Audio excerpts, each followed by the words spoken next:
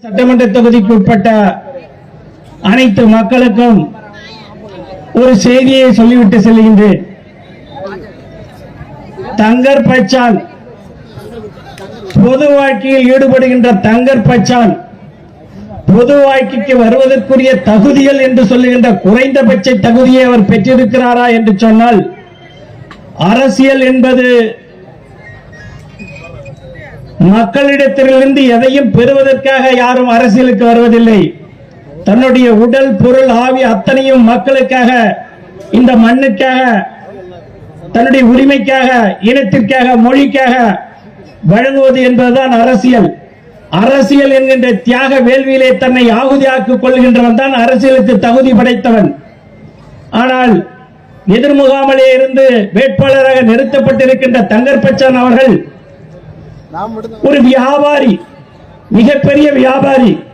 அவருடைய படம் ஓட வேண்டும் என்று சொன்னால் நம்மளுடைய அருமை தோழர் புரட்சியாளர், இளம் புரட்சியாளர், விடுதலை சிறுத்தைகளினுடைய தோழர் அன்னார் அவர்களை அழைத்து வந்து தன்னுடைய படத்தை எப்படியாவது ஓட்டி அதன் மூலமாக ஆதாயம் பெறுகின்றவர். இப்படி தொடர்ச்சியாக வியாபார தளத்திலே தன்னை முன்னிறுத்திக் கொண்டு வியாபாரம் செய்கின்ற ஒரு வியாபாரியும், நாங்கள் எல்லாம் நம்பி சோரம் போன ஒரு வியாபாரியும் இணைந்து இவர் அவரை வீழ்த்தலாமா, அவர் இவரை வீழ்த்தலாமா என்று கணக்கு போட்டு கடலூர் மாவட்டத்தினுடைய பாராளுமன்ற தொகுதியினுடைய வேட்பாளராக அவரை களமிறக்கி இருக்கின்றார். எங்களுடைய முன்னாள் தலைவருக்கு இரட்டை லாபம். தேர்தல் வந்துவிட்டாலே 2 லாபங்களை பெற வேண்டும். அவர் ஒரு லாபம், ஒரு லாபம். எந்த கட்சியோடு கூட்டணி வைக்கின்றாரோ அந்த கட்சியோடு இருந்து வாங்க வேண்டியதை வாங்கிக் கொள்ளுவார். சீட்டு கொடுப்பதற்காக யாரெல்லாம் சீட்டுக்கு அலைகின்றார்களோ அவர்களை கூட்டு, உனக்கு தான் சீட்டு, நம்ம மணிரத்னம் மாதிரி காசு வச்சுக்கிட்டு சும்மா இருக்க கொழுப்படுத்தவங்களை கூட்டு ராத்திரியோட ராத்திரியா கட்சியில சேர்த்து விடிய காலையில 10 கோடிக்கு வித்துருவார். 10 கோடியோ 20 கோடியோ முடிஞ்ச வரைக்கும் உருவிக்கிட்டு இவரு வியாபாரத்தை சிறப்பாக கல்லா கட்டி விடுவார். அதை போன்றுதான் பிஜேபியிடம் பேச வேண்டியதை பேசி வாங்க வேண்டியதை வாங்கிக் கொண்டு, நான் சொல்லவில்லை, பத்திரிகையாளர் அருமை நண்பர் ஒரு விவாதத்திலே மிக சிறப்பாக சொல்லுகின்றார். 3 இலக்கில் வாங்கியிருக்கிறாராம் கோடியை. லட்சுமணன் என்ற மூத்த பத்திரிகையாளர் ஒரு விவாதத்திலே வைக்கின்றார். இதுக்கு மேல நான் சொல்ல விரும்பல, நீங்கள் என்ன கேட்காதீங்கன்னு முடிக்கிறார். 3 இலக்கில் கோடிகளை பெற்ற எங்களுடைய மருத்துவர் ராமதாஸ் அவர்கள் தங்கர் பச்சானிடத்திலே அந்த சீட்டை அவர் தலையிலே கட்டிவிட்டார். கட்சிக்காரனுக்கு சீட்டு கொடுத்தால் என்ன நடக்குதுன்னு பெருநற்கல்வி அவர்கள் இருக்கின்றார். அவன் இதற்காகவே தன்னுடைய வாழ்நாள் முழுவதும் தியாகம் செய்து அர்ப்பணித்து கொடி கட்டுவதும், கோஷம் போடுவதும், மருத்துவர் ஐயா வாழ்க என்று சொல்லுவதும் தாரகா மந்திரமாக கொண்டு வழக்கு வம்புகளிலே சுமந்த அவனிடத்திலே ஓட்டாண்டியாக இருக்கின்ற அவனிடத்திலே ஒன்னும் இருக்காது. சீட்டு கொடுத்தா யார் காசு கொடுக்கணும்? கட்சி செலவு பண்ணணும். கட்சி செலவு பண்ண எங்க இருந்து பணத்தை எடுக்கணும்? வாங்கி வச்ச தைலாபுரத்திலிருந்து பணத்தை எடுக்கணும். கட்சிக்காரனுக்கு சீட்டு கொடுத்தா அவன் பணம் கேட்பான், போஸ்டர் கேட்பான், பேனர் கேட்பான், கொடி கேட்பான். அதனால கட்சிக்கே சம்பந்தம் இல்லாத தங்கர் பச்சானுக்கு சீட்டு கொடுத்தா அவனோட முடிஞ்சது. சீட்டை கொடுத்தாச்சு, சீட்டை கொடுத்துட்டு நீ பாத்துக்கப்பா, நான் என்ன வச்சிருக்கேன், தேர்தல் கமிஷன் டைட் பண்றேன், எங்க பார்த்தாலும் நம்மளே என்ன ஆட்சி அதிகாரத்தில் இல்ல, என்கிட்ட ஒண்ணு இல்ல, நீ பாத்துக்க அப்படி என்று சொல்லிவிடலாம். தங்கர் பச்சான் சகலகலா வல்லவன். அவன் கடைஞ்ச மோர்ல வெண்ணெடுக்கிறவன். அவன் நம்மளுடைய பகுதியிலே உங்களுக்கு எல்லாம் தெரிஞ்ச கதை தான். குறிஞ்சிப்பாடி தொகுதி மக்கள் இருக்கீங்க. மலைப்பகுதியிலிருந்து கடற்கரை பகுதியிலிருந்து நம்மளுடைய நெய்வேலி வரை இந்த தொகுதி மக்கள் இருக்கின்றீர்கள். அவர் 2 படங்களை, சினிமா படங்களை எடுப்பதாக நம்முடைய மாவட்டத்திற்குள்ளே வந்தார். அவர் தயாரிப்பாளர். நம்மளுடைய இளைஞர்களை எல்லாம் அழைத்தார். உங்களெல்லாம் சினிமாவில் காட்டுறாரு. கரும்பு தோட்டத்தில் கரும்பு வெட்டுற மாதிரி படம் எடுக்கிறேன்னாரு. இவர் எடுத்தாரு. நம்மளுடைய சேராகுப்பத்திலே வெளிநாடு சென்று முதல் தலைமுறையாக ஒருவன் அழகான வீடு கட்டினான். அமைச்சருடைய தொகுதியை சேர்ந்தவன். அந்த வீட்டினுடைய சொச்சபட்ச குறை வேலை இருந்தது. இவர் அந்த வேலையை, அந்த படத்தை நான் இந்த வீட்டில் எடுத்துக் கொள்கிறேன். படம் வீடு அருமையாக இருக்கின்றது, எல்லாம் ஸ்விம்மிங் பூல் எல்லாம் வச்சு நல்லா அருமையா கட்டிருக்கிறான். இந்த வீட்டுல நான் படம் எடுத்துக்கிறான். வீட்டுக்காரன் யோசிக்கிறான், சினிமா படக்காரனுக்கு வீடு விட்டா உருப்படாது, என்ன பண்றது? இல்ல நீ அப்படியெல்லாம் நினைக்காதே, நான் இது மிக அற்புதமாக உனக்கு வீட்டு வேலைகளை நான் நல்லா ஆர்கிடெக்டை வச்சு இன்டீரியர்லாம் நல்லா செஞ்சு கொடுத்துறேன்னு சொல்லிட்டு அந்த வீட்டை வாங்கி ஷூட்டிங் எடுத்து இவன் சம்பாரிச்சுக்கிட்டு அந்த ஊரை அப்படியே கை விட்டுட்டான். இருக்கிறதெல்லாம் வீணாக்கி. சேராகுப்பத்தில் நம்ம நின்று பேசுற இந்த மண்ணில் தான் பக்கத்தில் இருக்கு அந்த வீடு. ஆமா ஆமான்னு தான் சொல்றாரு பாரு. ஆனந்த பவன் ஹோட்டலுக்கு போனா சாப்பிட்டா காசு கொடுக்க வேண்டியதா இருக்குன்னு ஹோட்டல காட்டுறான் படத்துலன்ட்டான் சினிமாவோட. இந்த வள்ளி விலாசுக்கு போனா அழகி படத்துல இந்த மஞ்ச பை இருக்கும். அந்த மஞ்ச பைய ஒரு சீல்ல காட்டிட்டு அவன் ப்ரொடியூசர் கிட்ட அவன் பில்ல போட்டு 60 லட்சத்தை தங்கர் பச்சை அடிச்சுட்டு போட்டான். இங்க வள்ளி விலாசுக்காரங்கிட்ட பணத்தை வாங்கி விட்டான் விளம்பரம் படுத்துறன்னு. ஆனந்த பவனுக்கு சாப்பிட்ட காசு தரல, வள்ளி விலாசுக்காரனுக்கு பைய காட்டுறது காசை வாங்கிட்டான். நம்மளுடைய பூண்டியாம்ப மக்கள் பட்டு போட கட்டிட்டு போய் சாரையா நின்னாங்க, ஒருத்தவங்க முகத்தை கூட காட்டல. அதே மாதிரி நம்மளுடைய இளைஞர்களையும் நம்மளுடைய மக்களையும் முழுவதுமாக இவன் ஓசிலே பயன்படுத்தி கொண்டு புரொடியூசர் கிட்ட பணம் போட்டு பில்லு போட்டு எல்லாத்துக்கும் பணத்தை எடுத்துக்கிட்டு இவன் 3 கிராமத்தை சாத்திரவன் தான் தங்கர் பச்சான். வந்திருக்கிறான் புதிய கோணத்தில். ஒரு 186 ஏக்கர் நிலம். நல்லா எல்லாரும் கவனமா கேட்டுங்க குறிஞ்சிப்பாடி மக்களே. 186 ஏக்கர் நிலத்தை 4 பேர்ல பட்டா போட்டு சோகா பண்ணிட்டான். நான் சொல்லல, ஹைகோர்ட் நீதிபதி CS சுப்பிரமணியன் அவர்கள் சொல்லியிருந்தார், உத்தரவு போட்டிருக்கிறார். இதை கண்டுபிடித்தவன் அதே பத்திரக்கோட்டையை சேர்ந்த ஊராட்சி மன்றத்தின் தலைவராக இருக்கின்ற சிங்காரவேல். அவருடைய மனைவி தெய்வானை பேரிலே ஹைகோர்ட்டிலே வழக்கு போட்டு அந்த நிலத்தை உடனடியாக அரசாங்கம் எடுத்து கையப்படுத்தி அரசிடத்திலே ஒப்படைக்க வேண்டும் என்று ஆணையிட்டு இருக்கின்றார்கள். 26ஆம் தேதிக்குள்ளார இதை சர்வே செய்து அரசு கிட்ட இந்த நிலத்தை ஒப்படைக்கணும். சீசரின் ஒரு உலக வழக்கு இருக்கின்றது. சீசரின் மனைவி சந்தேகத்திற்கு அப்பாற்பட்டவளாக இருக்கப்பட வேண்டும்.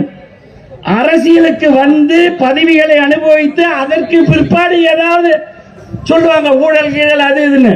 ஆனா நம்ம அண்ணன் தங்கர் பச்சான் யாரு? வரத்துக்கு முன்னாடியே 186 ஏக்கரை ஆட்டிய போட்டவன். இப்படி அவருடைய அண்ணன் தம்பி எல்லார் மீதும் ஊழல் குற்றச்சாட்டு. அந்த குடும்பம் கரும்பு வெட்டிட்டு பக்கத்து கொள்ளைக்காரன் இவன் கொள்ளை வழியா போடுவான்னு சொல்லிட்டு அணையை கட்டிட்டான் 3 நாளைக்கு முன்னாடி. இவன் ஓட்டு கேட்க போனா பத்திரக்கோட்டைக்கு ஓட்டு போடுவானா சொல்லுங்க பார்க்க. அப்ப எவ்வளவு பெரிய நல்ல எண்ணம் படைத்தவர் வருகின்றார் பாருங்கள் ஓட்டு கேட்பதற்கு. என்ன ஒரு செய்தியும் சொல்லிவிடுகின்றேன். நம்மளுடைய பகுதியிலே மிகப்பெரிய ஒரு சீட்டிங் நடந்தது. மேக்ஸ் ப்ரோ என்று பெயர். அந்த நிறுவனம் 10,000 கோடிகளை கொள்ளையடித்து விட்டு நம்மளுடைய தொகுதியில தான், அதுவும் ஊரு நம்ம தீர்த்தநகரி இருக்கு இல்லையா, ரெங்கநாதபுரம், அந்த இது அந்த மாடர்ன் ரைஸ் மில் இருக்காது, என்ன ஒரு பாதை கூடுதல் இருந்தே சொல்லுங்க. அந்த மேக்ஸ் ப்ரோ பஸ் எல்லாம் வாங்கி டமால் டிமில் ஓட்டினார கொஞ்ச நாள். சிந்தாமணி குப்பம் நம்ம தோழர் சொல்றாங்க பாரு.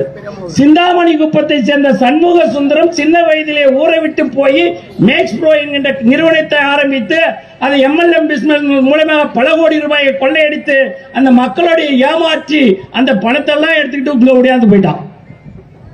இவருக்கு எப்பயுமே இந்த திமுக என்ன செய்யும் கேட்டீங்கன்னா, வரவனுக்கெல்லாம் அடைக்கலம் கொடுக்கணும். ஆடுறவன், பாடுறவன், ஓடுறவன், கூத்தாடுறவன், டான்ஸ்காரன், அவனுக்குலாம். அந்த மாதிரி இந்த தங்கர் பச்சானே மருத்துவர், இந்த தங்கர் பச்சானே நம்முடைய முத்தமிழறிஞர் கலைஞர் அவர்கள் ஒரு நாள் இவன் போய் என்னமோ அவருக்கு பொக்கே கொடுக்குறான், அதை கொடுக்குறான், ஒரு புத்தகத்தை வாங்கி போய் கொடுத்துட்டு ஒரு போட்டோவை எடுத்து போட்டான்.